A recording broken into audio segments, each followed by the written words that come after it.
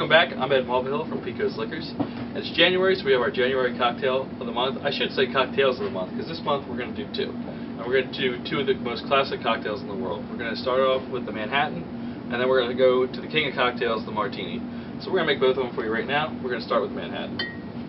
Also, one note, when you're making these drinks, it's important to ice down your up glasses just so it's cold. So when you pour the cold cocktail in there, it doesn't start to warm up when it touches the warm glass.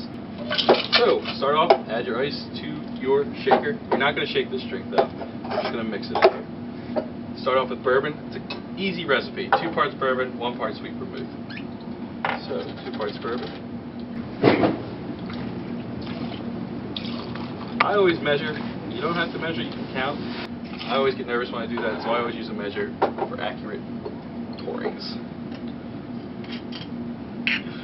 Next, 1 part sweet vermouth. That's the red one. Now you don't shake, you stir. And the reason you do that is if you shake a spirit like this, it's 2 parts liquor. No mixers or anything like that. So if you shake this drink, you'll bruise it, and that'll make it look cloudy when you pour it out into the glass. And you want this drink to look nice and clear. You want to stir about 30 rotations. It'll take about 30 seconds. Make sure the whole drink's mixed and cold.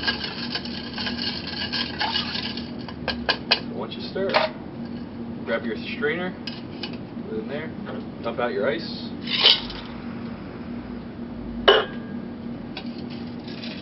Pour it out. And this drink isn't complete until you garnish it with a beautiful Martini cherry. There you go. That's the Manhattan. So there you have it. That's the Manhattan. That's one of the most classic cocktails in the world. But when you talk about the king of cocktails, you're talking about the Martini. And the Martini's got a lot of different variations. You can do a vodka Martini. You can do a gin Martini. You can add olives. You can add cocktail onions. You can do a lot of different things. But we're just going to focus on the true classic. We're going to use gin. We're going to use dry vermouth. So, first step, as always, add your ice. Now this is a little tricky because a martini can be hard to make. So a lot of times you're picky when you drink a martini, and some people, if you hear them say an extra dry martini, they just want gin and no vermouth. I feel you always need to have a little bit of vermouth. So what I do, take about a half part, 3/4 of a part of dry vermouth, add it to your shaker, use your spoon, stir it around.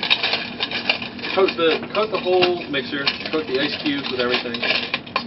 Once you've got it all mixed up, take that and just strain out the remaining dry vermouth. So there you go. Then, go ahead and add 2 parts gin. And you can use whatever gin you like. I'm using Tanqueray today, but whatever kind of gin you like. 2 parts of gin. Gonna mix it up. But once again, don't shake it. That's a James Bond saying, shake and not stir. That does not apply, because you always want to stir a martini, because if you don't, you'll end up bruising it. Now, you also might hear someone say something about a dirty martini. And a dirty martini is simply all the same ingredients, add a little bit of olive juice, gives it that dirty color, and that's a dirty martini. We're not making one. Good.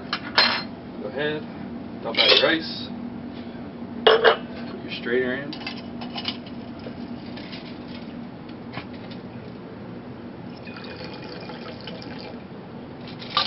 and you finish it with an olive. Now, if you ever hear somebody ask you for a Gibson too, don't panic, don't freak out, you know what it is. It's just a martini, take out the olive, and add cocktail onions. That's a Gibson. So there you go. The king of cocktails and the prince of cocktails. 2 of the most classic drinks in the world, available for you right here.